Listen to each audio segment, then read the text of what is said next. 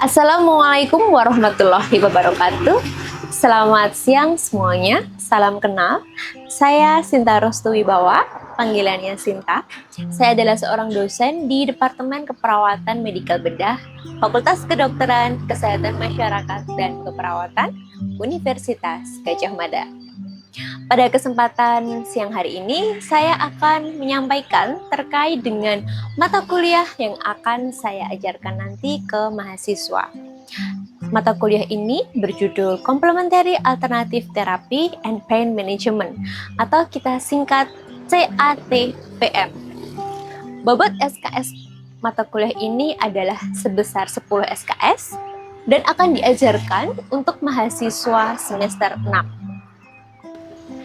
Di dalam mata kuliah ini terdapat CPMK, 11 CPMK tepatnya.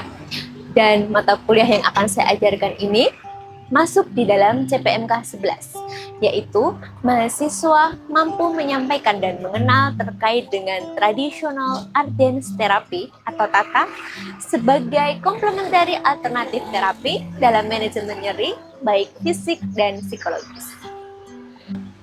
Di dalam CPMK 11 ini terdapat capaian pembelajaran lulusan dengan kode CPLB1, yaitu mampu menerapkan pemikiran ilmiah dan inovatif dengan memanfaatkan teknologi informasi untuk menghasilkan solusi sesuai dengan keahlian secara berintegritas dan diwujudkan dalam dokumen saintifik.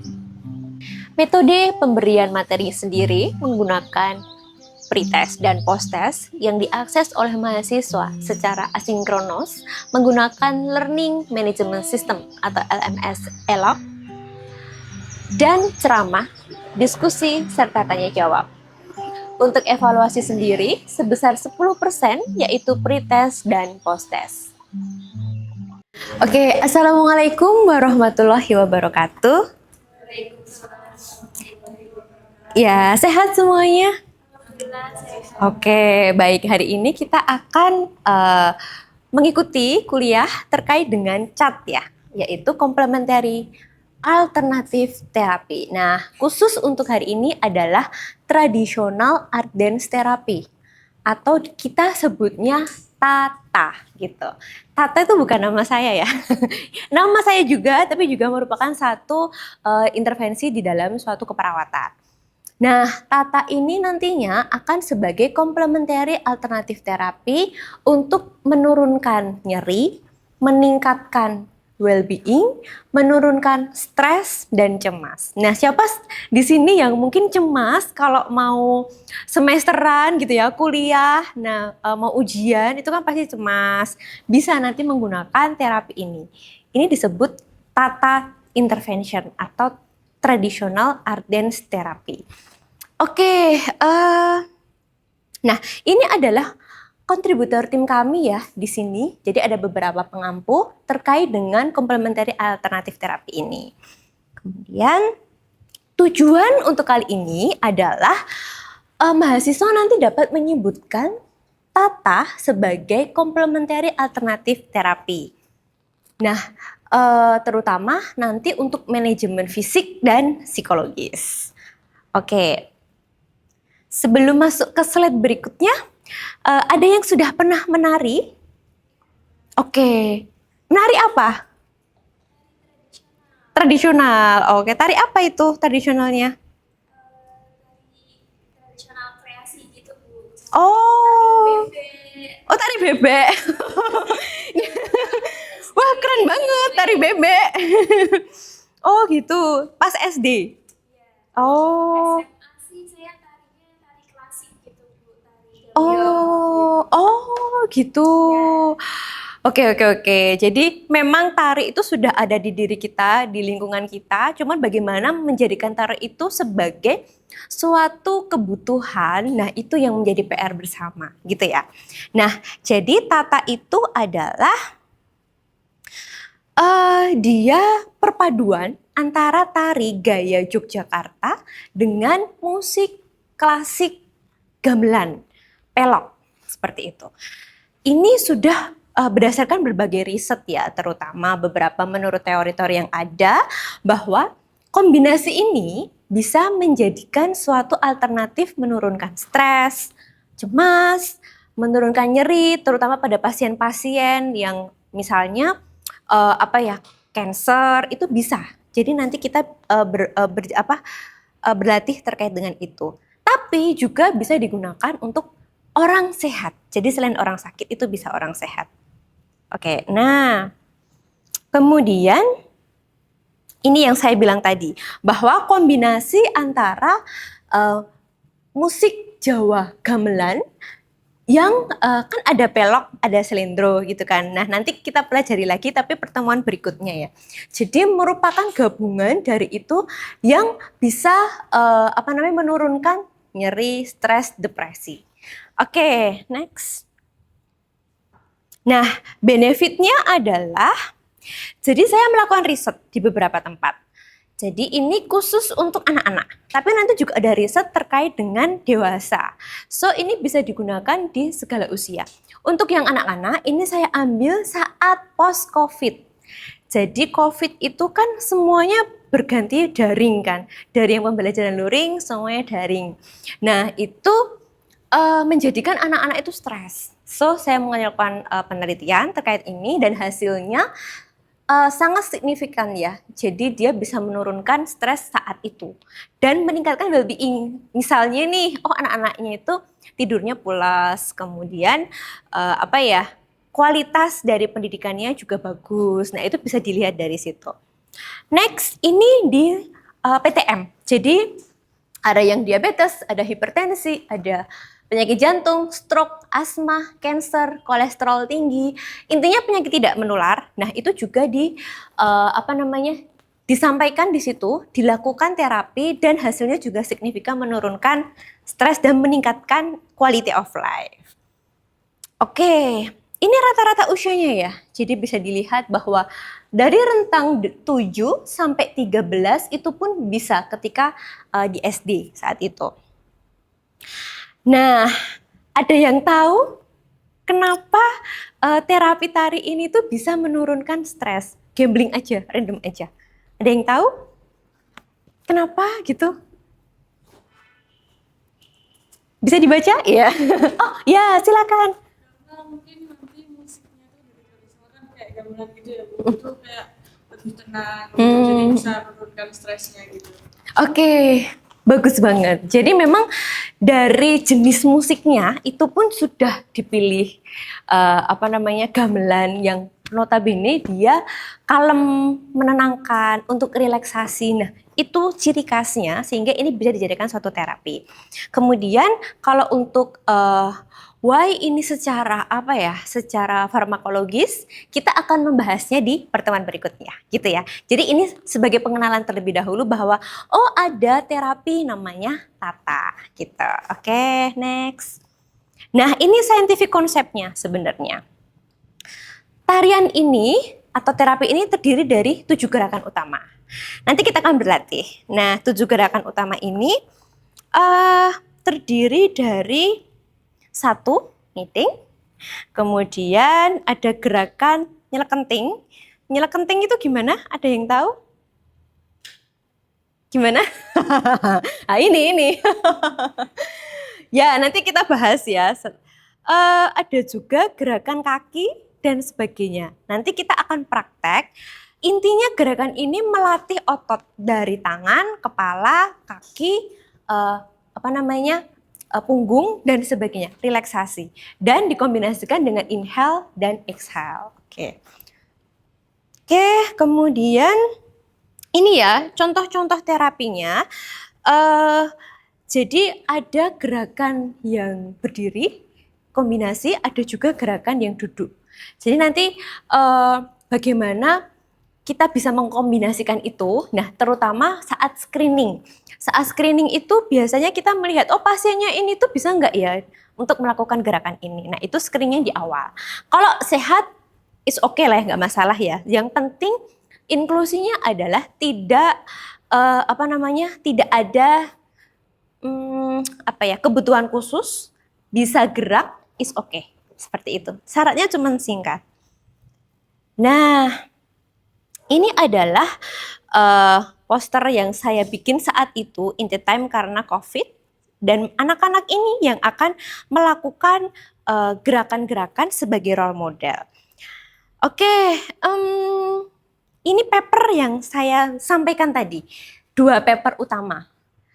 Nah, ini masih ada 3 paper di bulan ini terkait dengan ke pasien-pasien cancer, terutama cancer, limfoma, dan breast cancer. Nah, ini nanti kita bisa lihat ya.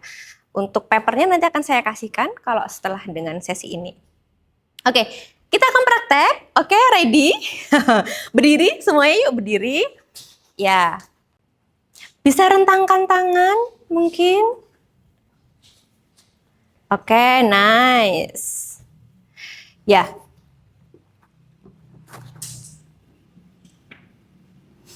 Nah, gerakannya coba lihat. Ngiting seperti ini, bisa?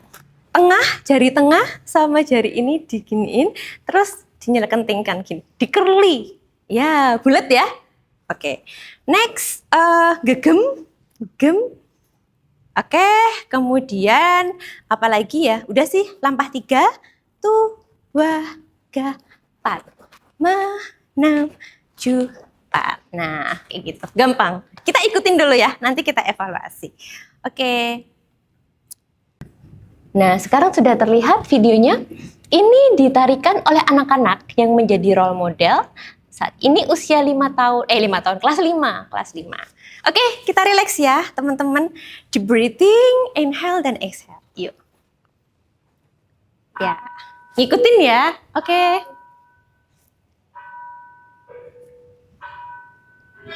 Ya, tangannya ke samping. Kemudian nah, diikutin dengan inhale, exhale. Seperti itu nggak apa-apa, kanan kirinya. Oh, sekarang kiri, ngikutin kiri aja nggak apa-apa. Oke, keluarkan pelan-pelan. Lagi, sana. Ya, ngikutin video aja ya. Nah, yuk kanan, tangan kanan. Oke. Ya, lanjut lagi kiri. Oke, lanjut. Sekarang gerakannya. Terus. Exhale lagi.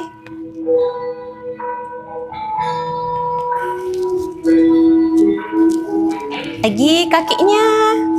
Tarik nafas. Keluarkan pelan-pelan. Ya. Terus.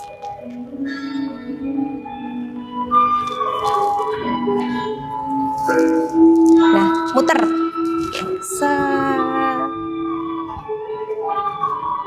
Ya, ganti.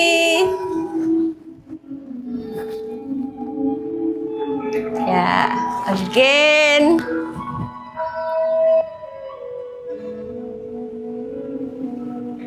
Oke. Terakhir.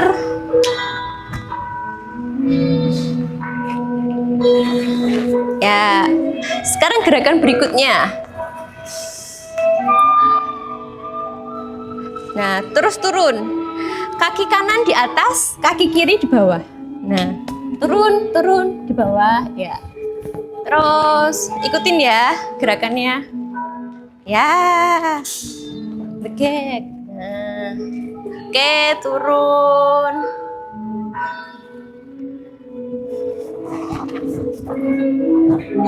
Tarik. Ini untuk narik otot yang kanan ya. Oke. Lanjut. Tarik. Ya. Habis. Oh, sekarang tarik lagi. Nah, maju. Ke belakang, stop. Maju lagi, maju. Tarik ke belakang, ke badan, tarik ke badan. Lagi, tarik, yuk ke dalam, ya, enough.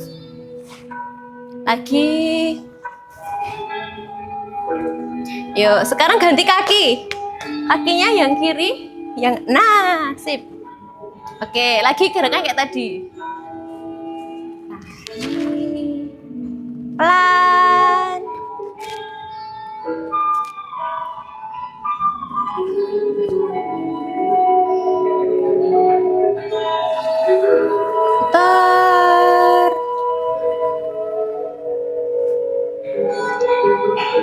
Oke. Tarik kiri, tarik ke dalam tubuh. Oke. Inhale, exhale. Ya. Again, putar lagi.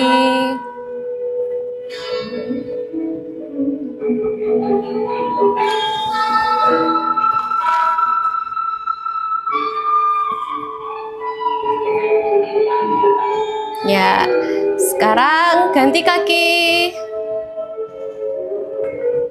Again. Ganti tangannya yang kiri.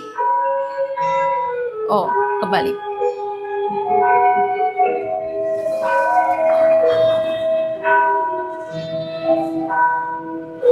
Lagi.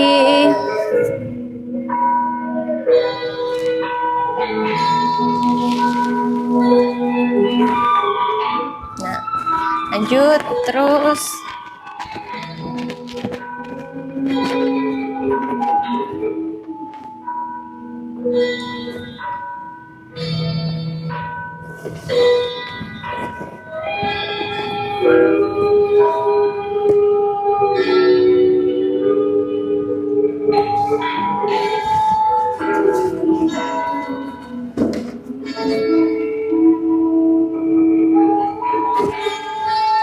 Putar lagi tangannya. Ya. Oke.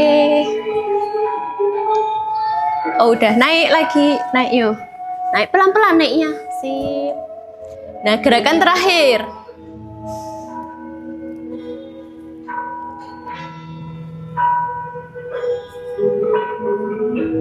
Sekarang 1, 2, 3, 4, 5, 6, 7, 8.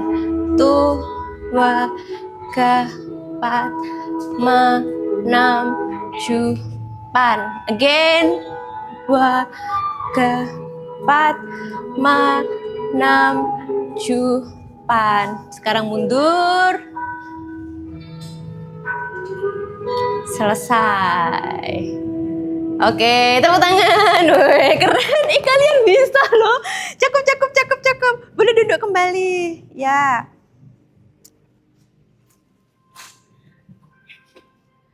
Ya, ini tim saya saat membuat saat itu ya. Oke. Gimana rasanya semuanya? Lemes. Nanti tak kasih slide-nya kalau misalnya selesai pembelajaran ini, Oke. Oke. Ya, sekarang wrap up dulu nih. Ada yang mau bertanya, teman-teman? Ini daftar pustakanya, bisa nanti dicek. Oke.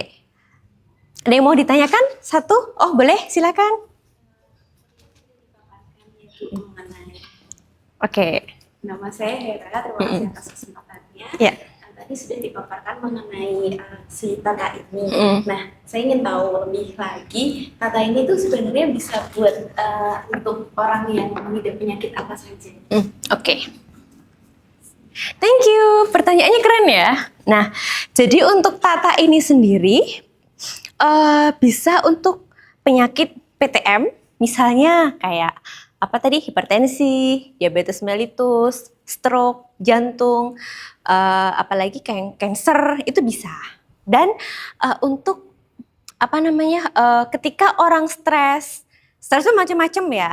Kita nggak bisa ngelihat dari fisik, kalau stres psikologinya mengalami gangguan misalnya psikologi, ada penurunan. Nah, itu bisa dari situ kita bisa melakukan Tata ini gitu. Jadi PTM dan sebenarnya kalau saya belum melakukan riset lagi ya terkait dengan penyakit menular, tapi nanti mungkin next ini menjadi salah satu wacana juga ya untuk memberikan satu gebrakan di era saat ini penyakit menular, bisa jadi itu menjadi riset lagi nanti. Oke, gitu ya. Ada lagi satu lagi ya. Terima kasih atas kesempatannya, Bu. Saya Ilya, izin bertanya, tadi kan ada beberapa penyakit untuk menyembuhkan itu bisa menggunakan terapi Tata. Nah, bisa nggak sih kalau terapi Tata ini dilakukan oleh orang sehat gitu? Oke, orang sehat yang ini ya. Oke. Ya. Ya, baik, bagus sekali ya pertanyaannya.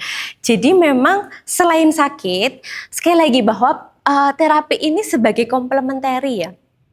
Maksudnya tidak menggantikan terapi medis, tapi membantu, mensupport. Jadi komplementer, not menggantikan. Jadi untuk sehat tuh bisa banget kayak kita itu misalkan untuk well-being, improve quality of life-nya itu bisa menggunakan terapi ini seperti itu. Menjawab? Ya. Mungkin cukup sekian dulu ya untuk pertemuan hari ini. Kita bisa agendakan pertemuan berikutnya. Kita akan bahas terkait dengan farmakologinya seperti apa, saintifiknya seperti apa. Kita akan bedah satu-satu. Gitu. Kita cukupkan. Assalamualaikum warahmatullahi wabarakatuh. Oke, sampai jumpa semuanya. Ya.